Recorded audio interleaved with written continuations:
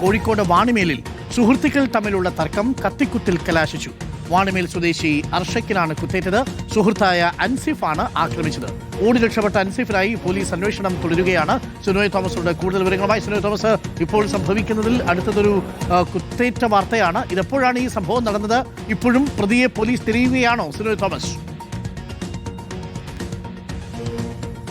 അരുകുമാർ, വൈകിട്ട് 6 മണിക്കാണ് സംഭവം. വാണിമൽ സ്വദേശിയായ 23 വയസ്സുള്ള അർഷക്ക്, സുഹൃത്ത് അൻസിഫ്, ഇരുവരും വീടിനടുത്ത് തന്നെയുള്ള മുടിക്കൽ പാലത്തിന് സമീപത്തെ ഒരു തട്ടുകടയിൽ ചായ കുടിക്കാൻ വേണ്ടി വന്നു വൈകിട്ട് 6 മണിക്ക്.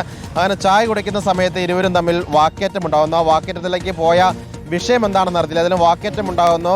ഈ അൻസിഫ് കയ്യിൽ കരുതിയ കത്തി ഉപയോഗിച്ച് അർഷക്കിനെ കുത്തുന്നു. വയറ്റിലാണ് കുത്തേറ്റത്. പരിക്ക് ഗുരുതരമല്ല. ഉടനെ തന്നെ നാട്ടുകാരും കടലിലുള്ള ആളുകളൊക്കെ തന്നെ ഓടിക്കൂടുന്നു.